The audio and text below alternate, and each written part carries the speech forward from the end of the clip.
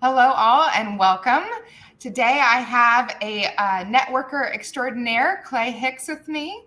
I'm really excited to have him chat a little bit more with us. As we go through the conversation, I would encourage you to put some comments below so that we can get to those. Clay, thank you so much for joining me today. Yeah, thanks for having me, Rachel. I was looking forward to it. Now, I got a whiff of this H7 group about 2-3 weeks ago, and I joined in a couple of meetings, and I just mentioned to you that my inbox is full of people that would like to connect, and that it was an awesome amount of folks to kind of get in touch with, but it was also a wild amount of people just coming to 3 meetings. So how did you get started with H7? What brought up the idea? And, can you share what's unique about it for folks? Yeah, so I started H7 in March of 08, and I started it really out of need in the community back in Cincinnati back then. You just had a few options, and I didn't do so well in those options. They just weren't for me, which is okay. Teach their own. And so I really put it together out of need. I thought there were entrepreneurs out there that would want that flexibility to build relationships with who they want to build relationships with, build their business kind of the way they wanted to build it, and in a very entrepreneurial manner. And so now, so we started in Cincinnati, and now 16 years later, we have groups in 12 states, another country, and we have members in 47 states and 14 countries. That's amazing. Now, out of curiosity, I heard you said at one point you've had about almost 8,000 one-on-ones. Is that true? Yes, that's correct. So I come up on 7,900 next Thursday is what I'm projecting right now. I'd have to look deeper at the numbers, but it's around then. And those are very specific. So I've recorded every single one of them. I have record of every single one of them. And so they were not members at the time. Okay. They were not members at the time. So that does not include like member one-to-ones. That doesn't include any of that. That just includes brand new people that, have either visited once or haven't visited at all. Right. Yeah. So that's where we came up 7,900 since August 1st of 2014. So coming up on 10 years. Yeah. Well, that's not the definition of a super connector. I don't know what is. Yeah. I had somebody ask me the other day, can I go on your LinkedIn and see who I can be connected with?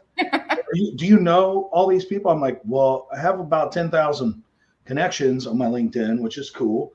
However, I know about 98% of them. Which is definitely unique, I think. Very unique. So anyway. Now, you were mentioning that you were wanting to structure H7 a little bit differently. So if somebody is coming to an initial meeting, what should they expect that's going to be different than other networking meetings out there?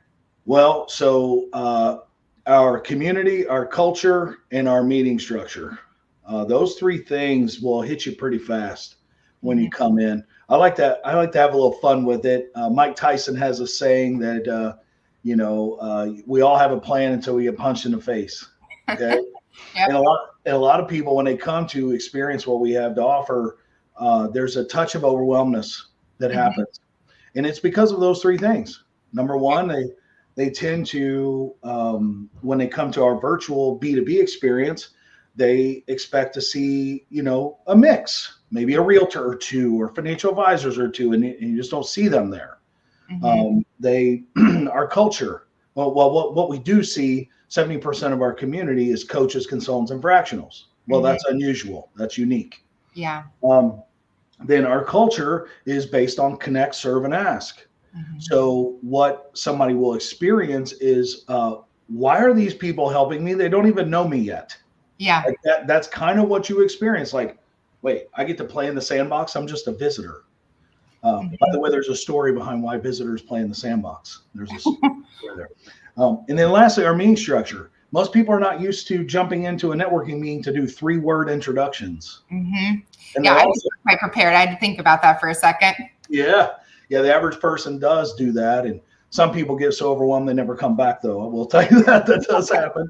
But the last part is why am I walking away with an introduction to I'm meeting with somebody because they have my connection, my prospect? that tends to be unique as well. Yeah. I think that efficiency is how I would describe your meetings. You're very efficient. Don't have people that are standing up and kind of taking up more time than others. It's very efficient on how much time each person is getting. And also the intentionality of everybody walks away with a referral. I've been to other networking meetings where you can ask, but it doesn't necessarily mean you're going to walk away that day with a referral. And the first meeting that I did with you, I had 4 immediately given to me. And one of them has already said that we're going to do business together. And so that's exciting to walk away with an actual contact instead of just kind of stating to the universe what you're looking for. It is. Yeah. It's a very intentional community around helping each other. Mm-hmm. Yeah, you can feel that as soon as you walk in. Yeah. Now I know that you have some classes on networking when people join that they can take, but that you're also working on a few books and that you're an author. Can you share a little bit about that? Sure. So I currently have 2 books that are in process of being published now. Mm-hmm. One is a journal. Guess what? On one-to-ones, right? So that's what it is. It's called My Leverage Journey.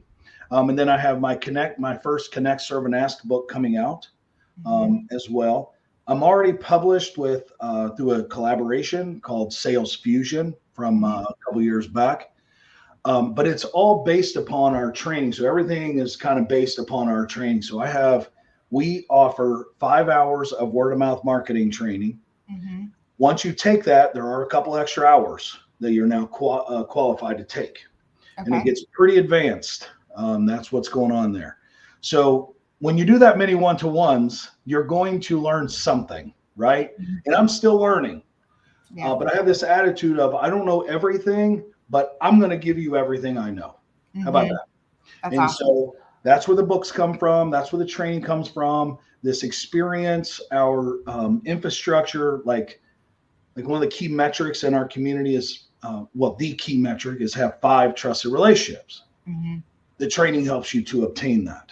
That's where that comes from. So it's all tied together. And then writing the books is because I have things that most entrepreneurs, if they had their hands on it, they'd have more relationships and have more business. And that's where it comes from. So. And when are those books releasing? So the journal will be coming out. In fact, I just looked at the final graphics today. So I would say in a couple weeks, actually. Okay. Just once I've approved that, then they go off to publish. That's awesome. So that will be a couple weeks. The Connect, Serve, and Ask books can probably be another couple months, which is fine. I also have the 7 laws of word of mouth marketing, and that will probably be next, the third. That's awesome. Yeah, that's very cool. What are the ways that you see people that are trying to network shove their foot in their mouth? There's that concept of pitch clapping or asking for people before you even said hello. I know that's something I deal with sales reps some of the time. Yeah. So pitch slapping is what we use.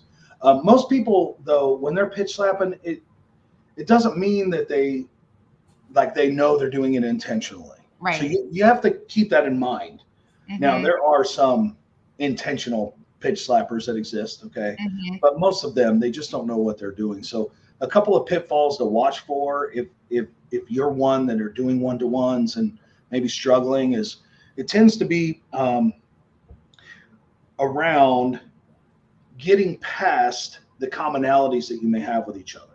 So oftentimes people do one-to-ones where they're getting to know each other, like where are you from, what high school, blah, blah, blah, commonalities. And then they go into talking about what they do for what each person does. Well, if you're one that does an hour-long one-to-one, what do you think is happening there? There's not a whole lot of productivity there. It's just, hey, we're meeting, and it's going to take us 6 meetings before we even learn to trust one another. Right. In our training, they can earn trust faster. That solves a huge, massive hole of a problem that most people have. They meet for the one-to-one, but they don't actually know how to earn trust. Right. So they hang out and like and know too much, which is go ahead. I always talk to my newer sales reps a little bit about this on the concept of it being a first date. If you went to a first date and somebody just talked about themselves, would you go on a second date? Probably not. So it's building connection and curiosity and finding out what the other person does and how you can help them. And that whole concept of, giving, and then the universe and karma kind of brings back that. I think you do very, very well with your community. Thank you. Thank you. Thank you. Now, I know you have over 40 networking opportunities, and they're kind of broken down into categories. Are there any particular industries that come more often? I heard you say a lot of fractionals are there, which is one of the reasons I'm coming. But is there any particular industries that it's really helpful to join H7? Yeah. So in the B2B space, the virtual space, or the new B2B in person, if it's got B2B as a moniker or a label, we're looking for coaches, consultants, fractionals, and then any other B2B professions that exist. And we have so many different types: HR services, CPAs, bookkeep, you know what I mean? All B2B. In the in-person version of B2B, same. But we also have an in-person style where we have B2C professionals like realtors, insurance, financial. But for the purposes of this podcast, B2B coaches, fractionals, and consultants. Okay. Yeah. Now, I know that I walked away with like 4 contacts that were similar industry for me, but I think that people think about joining something and they're like, oh, there's a lot of people that are doing the same thing as me. But I think that we're all going after different target markets. The way that I see it is, if I can't help somebody, maybe if I know and have a community of other people that I know, like, and trust that I can send them to, I would rather do that and then create a community of, helping each other in each other's businesses. And I think that's how you guys are approaching that. That's correct. So you being a fractional sales management or sales coach, well, a fractional CRO ain't exactly the same. Though you both are in sales. So this happens a lot in the B2B space, where the coaches, the consultants, the fractionals, they can all work very, very well together. And so, so maybe we have 2 CROs in the same room, but they'll be broke up into different groups. And on top of that, do they share even the same target markets? Right. And so when you start playing in the B2B space, having exclusivity around what? So we picked target market, right? We picked niches. So if you target manufacturing, there is some level of, well, not every CRO does, so you may only see one, right? And so that's kind of how we deal with that. And without the requirement of being in attendance every week too, we don't have that. So showing up when you can and networking your way is the goal we're trying to create, or the experience we're trying to create for everybody. Now, when COVID hit a couple of years ago, were you guys already doing the virtuals, or did you have to pivot in your own business pretty quickly? Oh my gosh. Yeah. So we heard, we had a member that was a doctor. I heard about 4 days before they started to shutter and start to communicate. So as soon as I heard that on a Tuesday, we had meetings with the members and we're live on Zoom by March 16th, which was our 12th anniversary. That's amazing. I think so many businesses, that concept of like how fast you have to pivot in small business and the ability to do that quickly is the difference between somebody who's successful and somebody who's going to maybe not make it. So that's amazing that you were able to turn that around that quickly.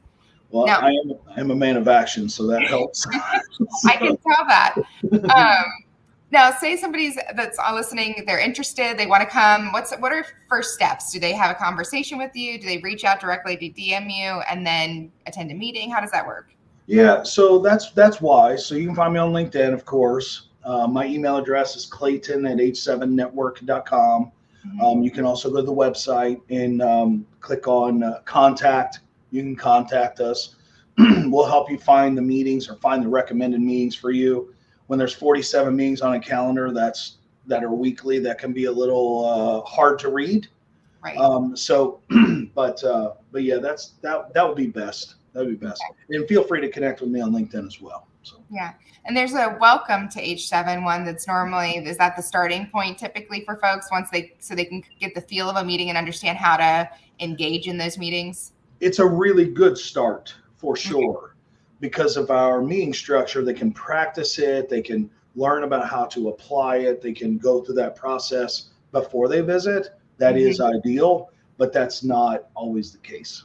Yeah. It is ideal. Yeah. Well, and that's every Thursday and Friday at 1 Eastern. Okay. And I would say that even if they join in a meeting, the nice thing is that they had the people who knew what they were talking about go first, so that I could ponder what my 3 words were that I was looking to describe my business and think through what breakout room. So you get examples of how it's run, even if you jump in, feet first. Yeah, that's correct. So we always let the visitors, first timers, go last so they can see how it's done. And plus it gives them, 5 minutes is enough time, 10 minutes is enough time to come up with 3 words, but nonetheless, yeah.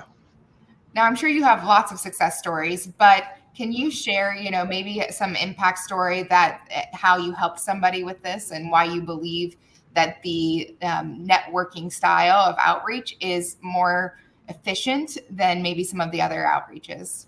Yeah, so I have tons of stories, and some of them just feel like not real or unreal, right? So I'll tell you one that's pretty easy to tell. So we got a member named Don Kloss. He's out of Denver. I met him. Yes. Yeah. So Don gets to play in Welcome to H7 with me. He comes out to play in there, okay? And so Don is a great story. He's not an entrepreneur. He's a salesperson that works for an entrepreneur. And he came in and he grabbed the opportunity by its coattails and just kind of jumped in. And as a salesperson, that can be a little intimidating being around all the entrepreneurs, right? But not to him. He's a good guy, great character, great person. And he took the opportunity and he took the training. He followed the journey. He even went to where he would do one-to-ones for 1 week and attend meetings the opposite week. Right? So he was even doing that. Now he doesn't do that anymore. 70% of all of his business comes from H7. Referrals to H7. White label deals from H7. Just an insurmountable amount of opportunities. And guess what? He's an SEO. SEO consultant. That's it. They don't do websites. They don't do nothing else. They do SEO. And still to this day, he's coming up on 3 years. And still to this day, 70% of all of his new business comes from H7. Referrals from his relationships in H7. That's amazing. I think that there's so much noise that people get from salespeople, either LinkedIn messages or emails or, cold calls and things like that. And that's not to say that doesn't work for sales humans, but it's a volume game. And I think when you've seen somebody and you've seen their face and you've gotten to have a conversation with them, you're way more likely to continue the conversation if you're interested in their product than sending 1,000 emails to people. Yeah, that's right. Yeah. Well, entrepreneurs need relationships anyway. We all need relationships. We shouldn't be trying to do this alone. Right. And so setting up those foundational relationships should be at the top of every entrepreneur's list. Yeah, I agree. Yeah. Well, thank you, Clay. We'll tag all of your information below, and I would invite everybody to check out H7. I know that you have a new convert with me. I'm going to be joining in, and I'm really excited to join your group and see where that journey takes me. Hopefully, I'll be the next Don for you. Welcome to the community, Rachel, of course. Thank you for having me on the call as well. I really appreciated the opportunity, and I assume that you'll just come right in and do very well. So that'll be great. Okay. Thanks. Well, you have a lovely rest of your day. All right.